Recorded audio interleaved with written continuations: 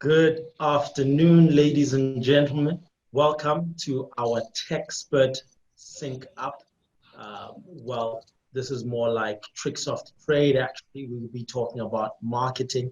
And before we do go into that, this is a masterclass and a workshop. So really want to see your engagement. Please feel free to drop your thoughts in the chat, as well as in the Q&A, where we will have some time towards the end of the session get to those.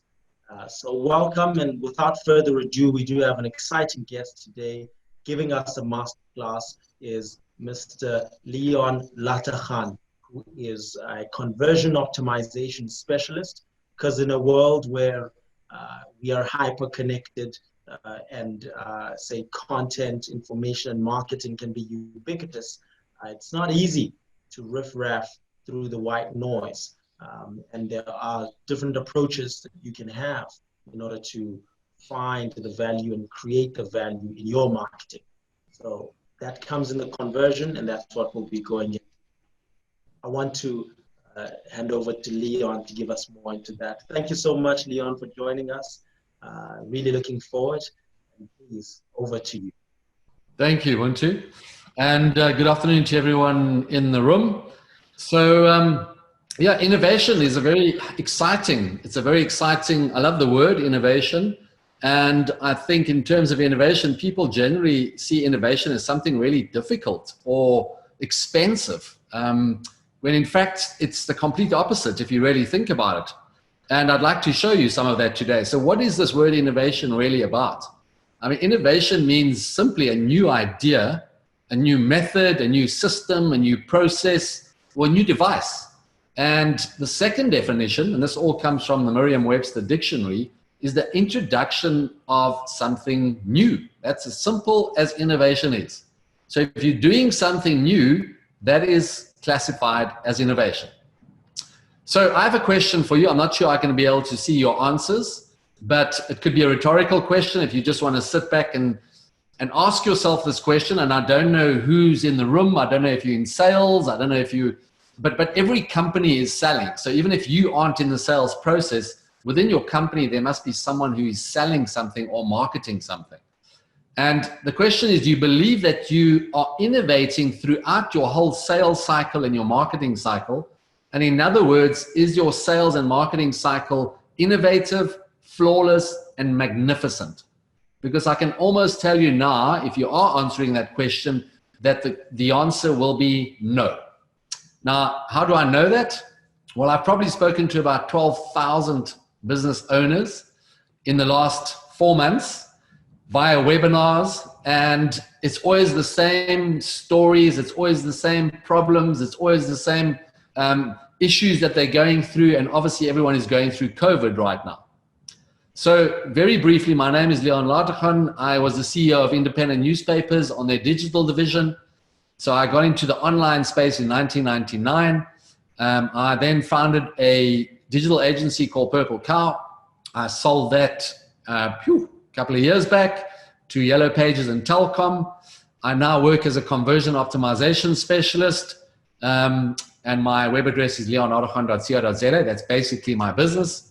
And I'm also very lucky and privileged to have spoken around the globe.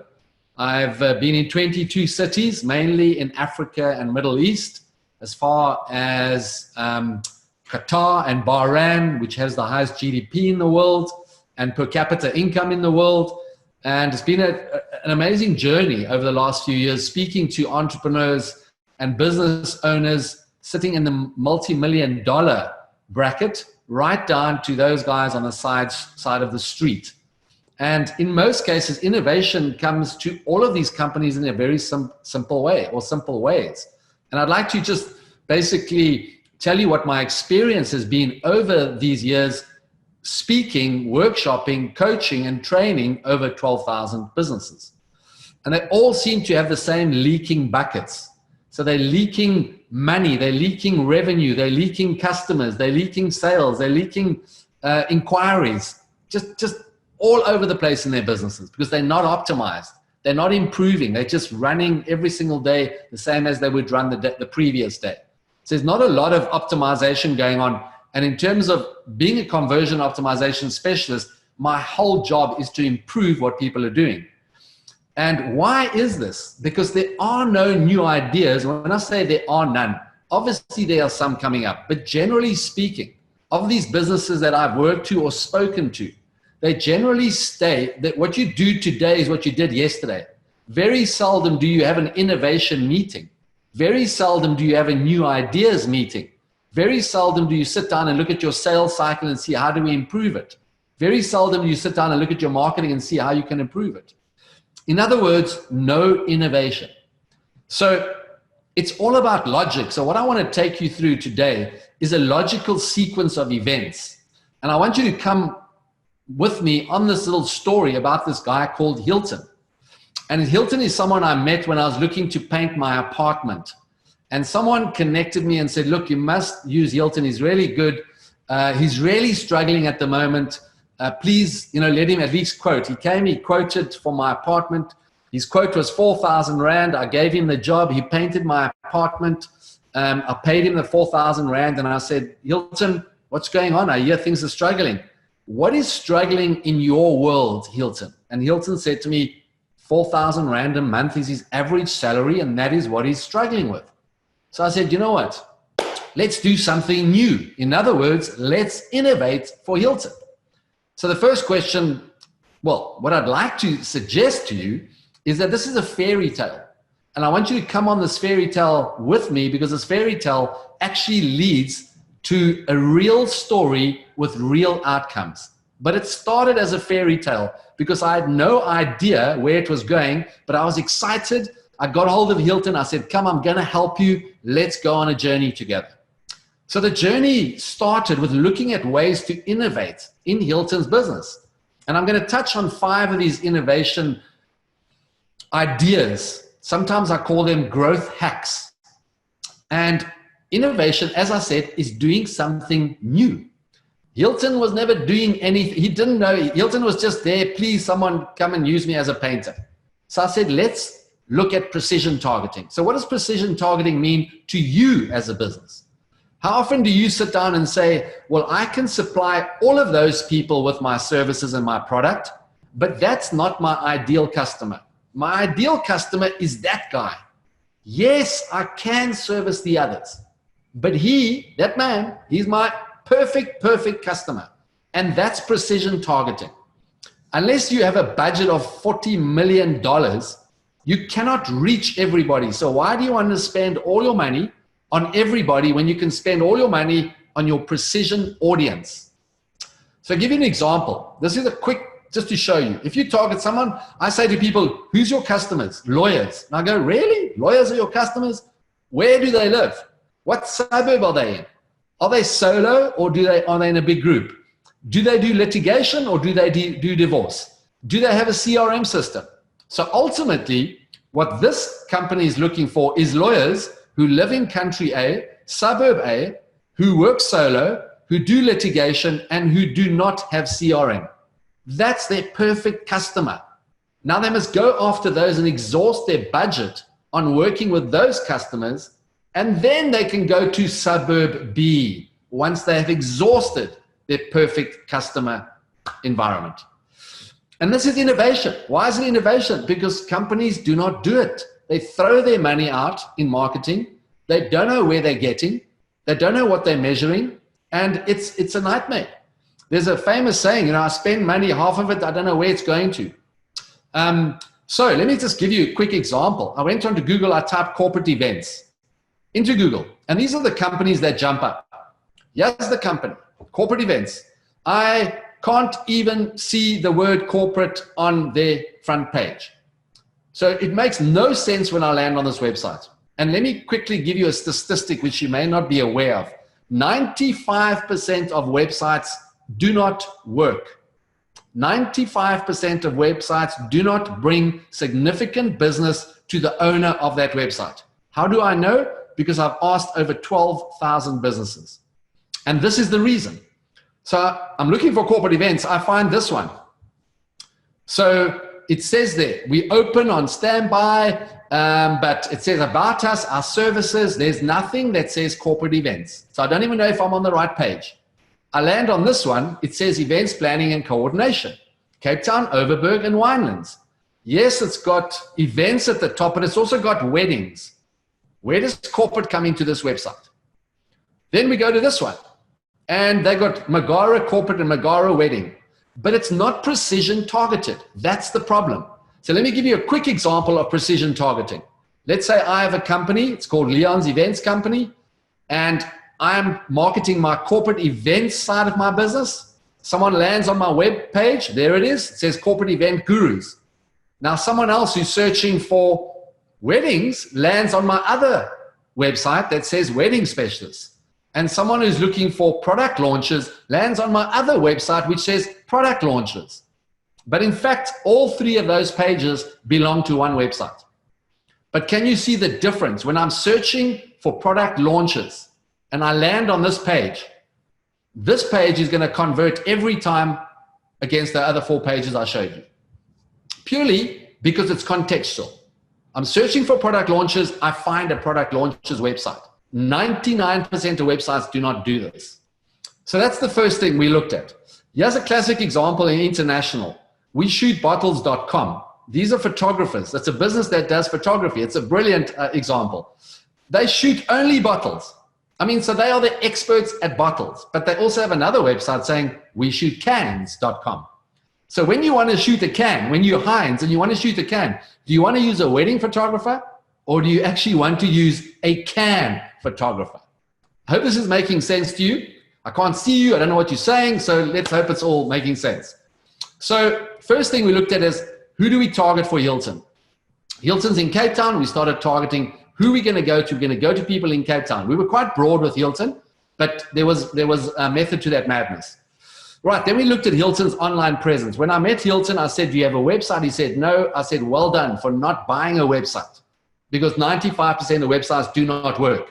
But let's do something new, Hilton. We're going to give you an online presence. So why? Because a website typically wants visitors, it wants customers. And if you do the sums, 100 visitors, 10 leads, 2 sales. That's what we call a conversion rate of 2%. Now, why am I showing you this diagram? Because throughout the world, you're lucky if you convert at 2.35% on your website. Most of you will not even know what your conversion rate is on your website. How do I know? I've spoken to 12,000 companies over the last few months. The average website converts at 2.35%, which ultimately means every 100 visitors to your website, you're lucky if you get 2. So I said to Hilton, you're lucky you don't have a website. But what we will do, what is the solution? Because websites are actually a joke. If you think about it, what you've spent on your website. Now, yes, there'll be some websites, the big corporate websites might be doing well. But I've worked with a giant of a website in South Africa. One of the biggest companies in South Africa, their conversion rate was 1.8%. And they have over 1 million visitors a month. Can you imagine to turn that 1.8 and double it to 3.6? That doubles their turnover of this giant company in South Africa. So what's the solution? It's quite simple. It's called the landing page. It's innovation. And why is it innovation? Because 95% of companies don't use landing pages. And what is innovation? Doing something new. So it's a web page. It's a one-page web page. What is it about? It has one product or one service on it. That's it. You cannot put 2 products. You cannot put 2 services on that page. It has one conversion goal only. You can only do one thing on that page. Normally it's buy or contact me. I want a quote. No choices. So if you've got 2 services, if you're a financial company and you're selling medical aid and life insurance, on the life insurance page, I cannot see that you sell medical aid. Now, you may not understand this, and you might go, it doesn't make sense. I don't have the time to tell you why that is so important. You must match your visitors' intent. In other words, whatever they're searching for, you must give them. So as I showed you with the corporate events page, if I'm searching for product launches, I want to land on a page that says product launches. If I'm searching for weddings, I want to land on a page that says weddings. That's matching your visitor's intent. So I'll give you a quick example. It'll illustrate it beautifully.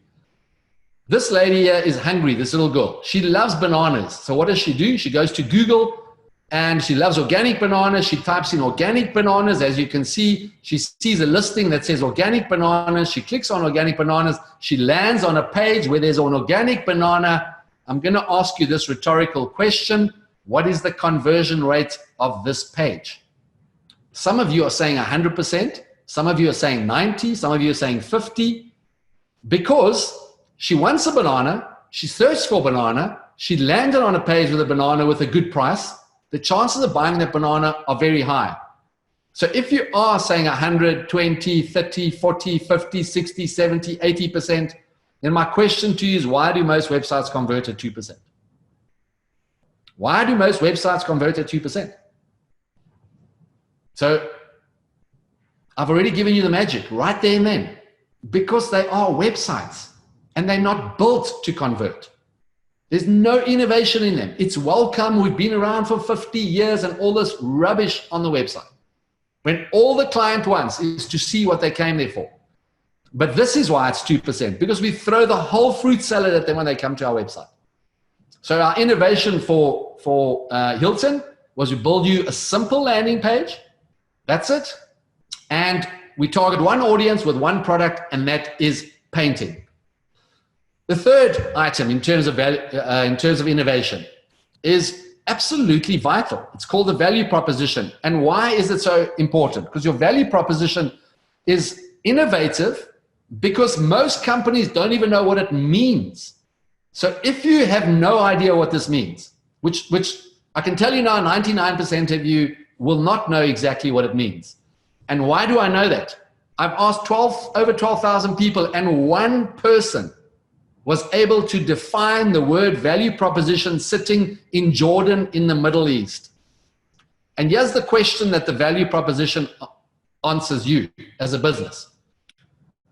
If I am your ideal prospect, why must I buy from you rather than your competitors? And very few companies can answer that question. Because mostly what jumps into their heads, I give superior service. So you give superior service, so you believe your opposition gives really shit service. Yes? No? Oh, yeah, well, are they going to say that? What are they going to say, right? So the idea is, this is the formula for value proposition, which I don't have time to go into, but it's not a simple task. Now, it all comes down to, why do people say yes to buy from you rather than your competitor? And if you can do something new, if you can have a new system, something different, you are innovating. So this is the normal funnel: awareness, interest, desire, action. If you're in marketing, you know this. It goes back years and years and years.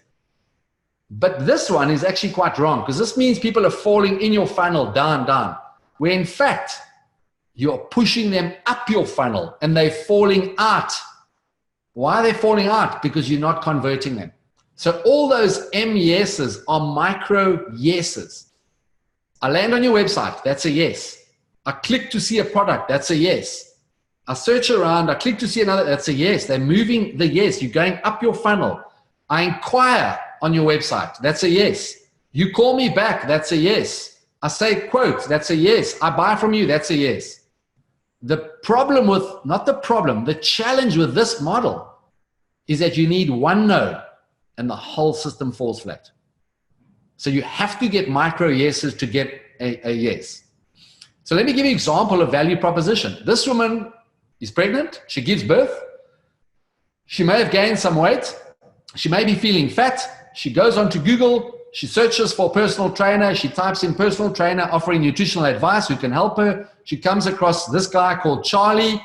Charlie, I'm a professional trainer, I give nutritional advice. That's what all the personal trainers say out there. Now, if you're an insurance company, if you are an events company, you're all saying the same.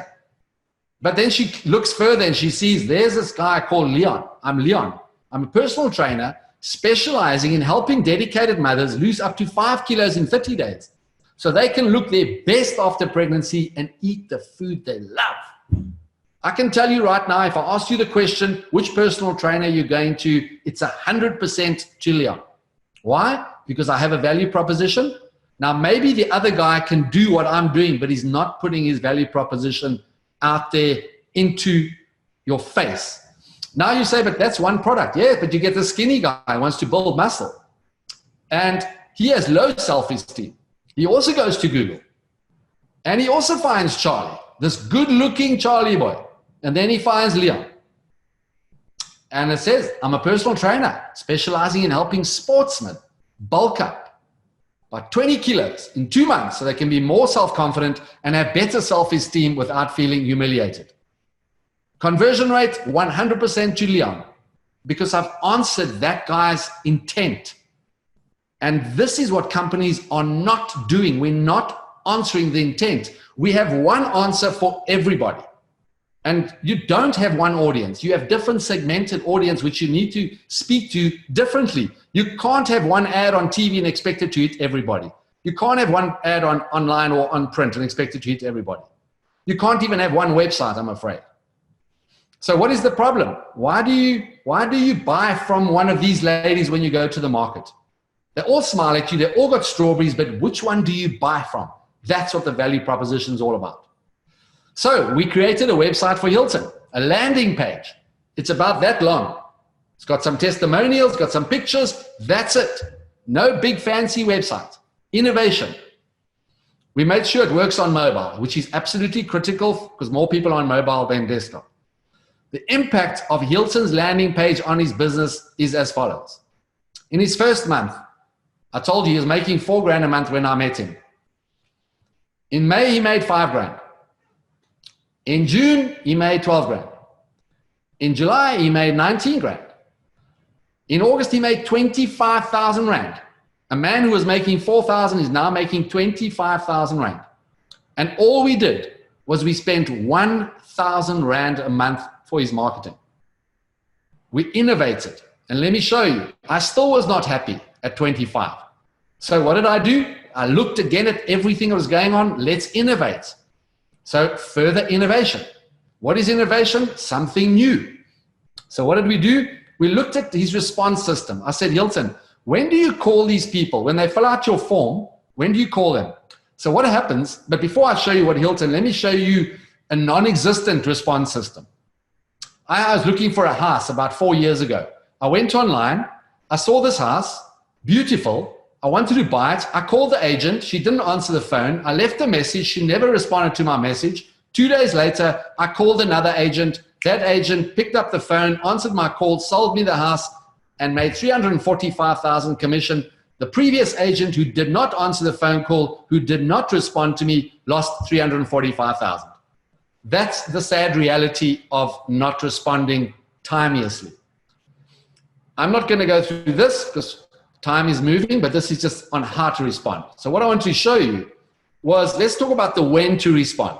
So what happened on Hilton's website, when you fill out that contact form, not only do we send Hilton an email, we also send Hilton an SMS, but Hilton responded when he wanted to and when he could respond.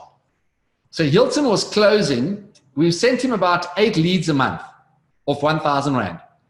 Hilton got 1 sale a month on average. He just got better clients as the money grew. So he was closing at 12.5%. The innovation here, very simple innovation, is I said to him, Hilton, I'm going to respond when someone fills out that form. So when they responded, I got the email and I got the SMS. But look at the next line. I responded within 10 seconds of receiving that SMS. I went, bing, hello, this is Leon from the Paint Boys. And guess what the result was? 8 leads a month, same as Hilton, 4 sales a month. I did not do any sales on the phone call. I went, this is Leon from the Paint Boys. How can I help you? They laughed. They were smiling. They fell off their chair. They couldn't believe that I responded in 10 seconds. Then they start talking about quotes. I go, no, hold on. I'm going to get my man Hilton to phone you in 5 minutes' time. Would that be okay? They go, yes. I got my first micro yes. Then I say to them, I will call you in 10 minutes to make sure Hilton called you. And they start laughing again. And by this stage, they're already loving me. They say yes again. I put the phone, I WhatsApp Hilton. Hilton calls him in 5 minutes. He tells me he's called them. I call them and I say, did Hilton call you? And they say, you know he called me. And I go, fantastic. Look at the conversion rate. There was no selling. online, nothing. I just responded in 10 seconds. Here's the results. 100,000 in September, close to 100,000 in October, close to 100,000 in November. He knocked on my door on Christmas. He said, please come outside. There's the house I bought that the agent lost the money. Come outside. Hilton has bought himself a Ford Ranger. What a beautiful story because of simple innovation. He then pulls out his phone for the very marked moment and says, look what I bought my brother. So he bought his brother a taxi. That is a beautiful, beautiful fairy tale that became reality. And Hilton was now in the pound seats with 2 vehicles because of simple innovation. The other part of innovation, and the last part of the story, is something called customer experience. Now, we all have heard the word customer service, customer experience, but do we truly deliver magnificent customer experience? What we forget to do is you've got something called customer experience, but that is when they are a customer. What happens before they are a customer? What do you call that? That's not customer experience. That's what I call prospect experience. It's a completely different and new way of dealing with people who are not yet your customers. So you have to get yourself a prospect experience system, process, whatever you want to call it, because it's very different to the way you talk to your customers. And the third thing comes down to your website, which is what we call UX, which is user experience. If your client does not like your website, they will not contact you. And as I said, 2% of websites are working, or you get a 2% conversion. It means 98 out of every 100 people leaves your website. So why is this important? The landing page gives us tremendous user experience, whereas a website does not. On a website, I've got to click and I've got to go everywhere. A landing page is simple. There it is. I want paintwork, fill it out, contact me. That's all the user wants. What is the other innovation? Prospect experience. The 10-second phone call is doing something and following up with Hilton phone and then me phoning again. I've never ever heard of that anywhere in the world, but you think it cost us anything apart from a little phone call. That's innovation at its simplest format. And you might think, but that's for Hilton. Oh, hold on. That's not just for Hilton. And the third thing is work. The customer experience. That's the work that Hilton delivers. Okay, but that didn't come in terms of innovation. That just Hilton went and did the work. So the result of simple innovating, targeting an audience, is innovation, because most people don't dig deep. Landing page is innovation. Throw that website of yours away if it's not working, or fix it up and build landing pages on your website. Your response system. Make sure you respond to customers. It is shocking what goes on in South Africa in terms of response rates. Try phone 4 plumbers, 4 electricians, 4 people for air cons. You're lucky if they come back to you. And then the value proposition. Why must I buy it from you rather than your competitors? Answer that question, because that's something new for you. And then the final thing is your customer experience. Create a prospect experience. Those people bought from us because I called them within 10 seconds. About, I would say, 40% of those people bought because we responded like this, because I know that the opposition was either not responding or phoning the next day. So if you think this only works for small companies, you would be mistaken. Because before I did this with Hilton, a few years back, I did this with an insurance company, and let me show you the results. And I can't disclose this insurance company because they do not allow me to. Their closing ratio, if you inquire with them online, if they responded the next day, they closed 17% of the business. If they responded within 4 hours, they closed 34% of the business. And if they respond within 30 seconds, they close 50% of their business. This is a couple of years ago, and I went and worked in their call center with their call agents. Over 68 call agents. So do not think this is a small thing for small businesses. My story was to show you that innovation is actually quite cheap, and you don't need huge software, you don't need huge budgets. You just need to do things new and optimize them. So innovation is actually simple. Just optimize. That's all I can tell you. And optimize simply means improve what you are currently doing, but spend time improving what you're currently doing.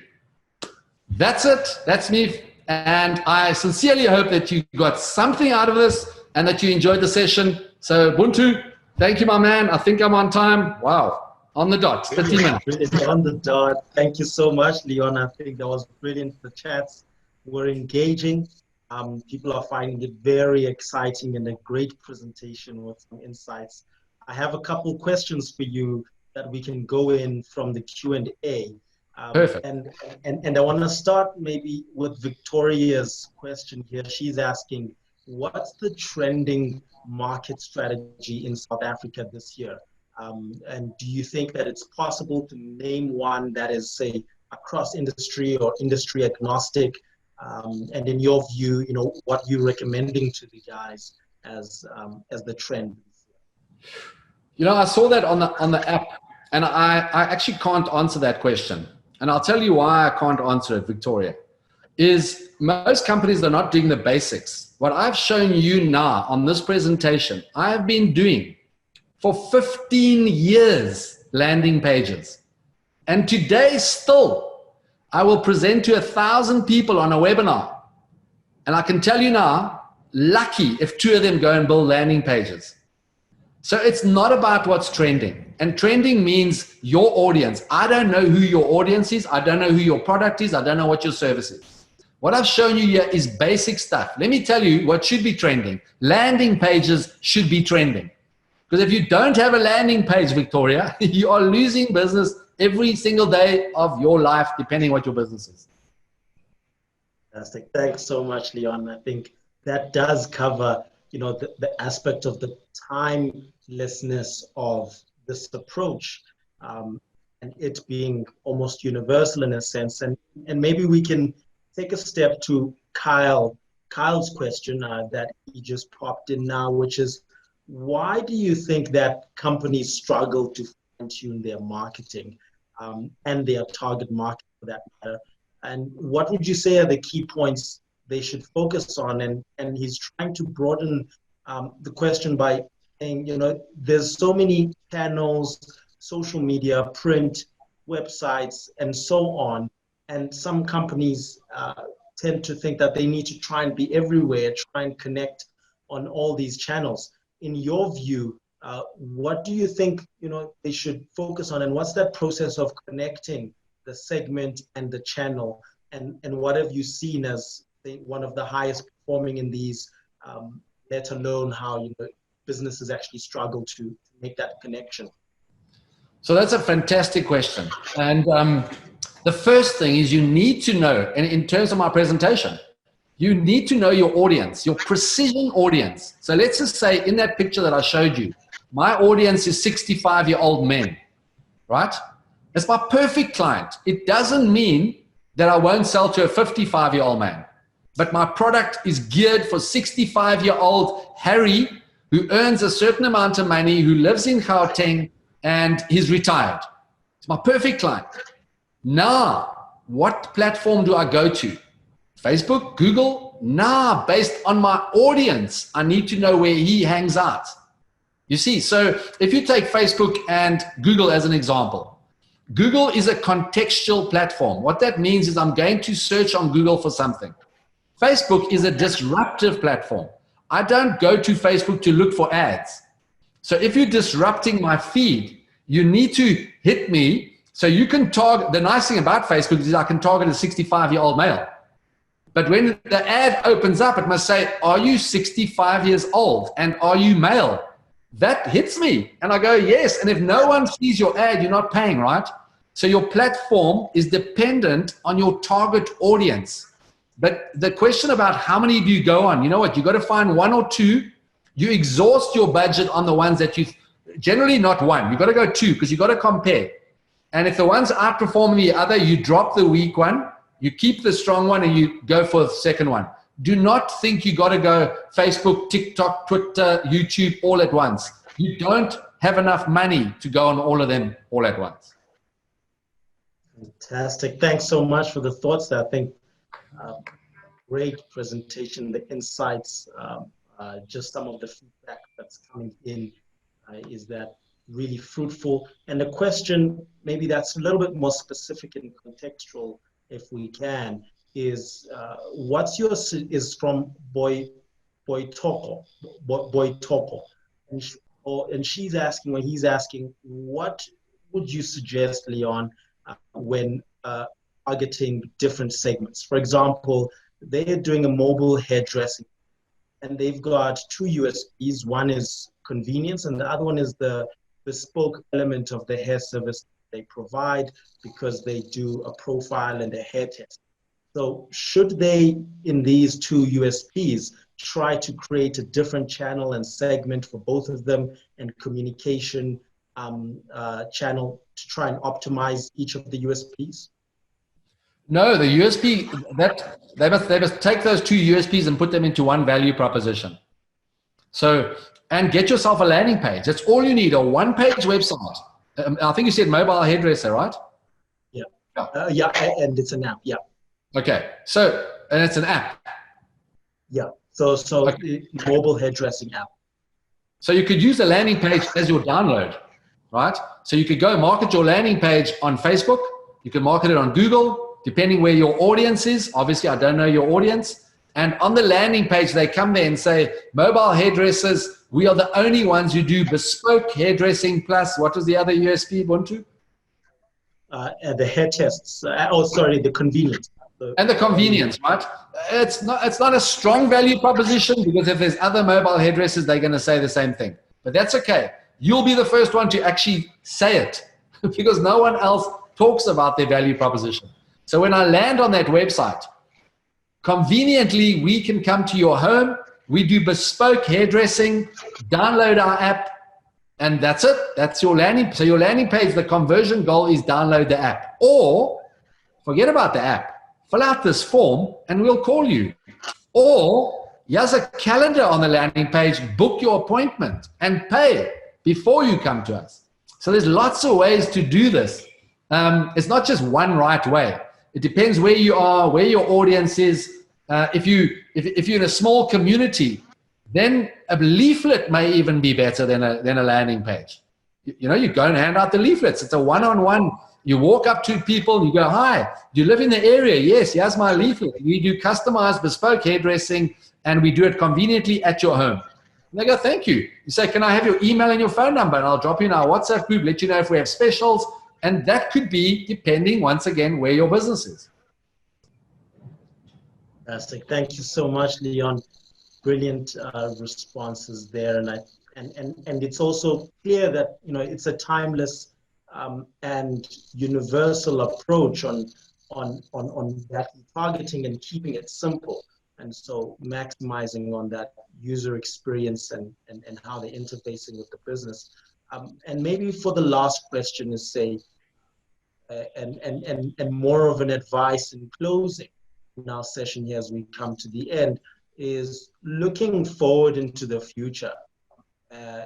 Whether you think that, you know, going forward, there's any evolution of other, say, tech that may come out to, like, you know, websites, of course, have been around for a long time, but going forward, is there other tech in marketing that you think is interesting? And what would then be your closing thoughts, just to remind the team and remind the attendees and the entrepreneurs about on how to keep coming back to the points that you've brought in here as they're releasing their products, growing their business, and doing their marketing?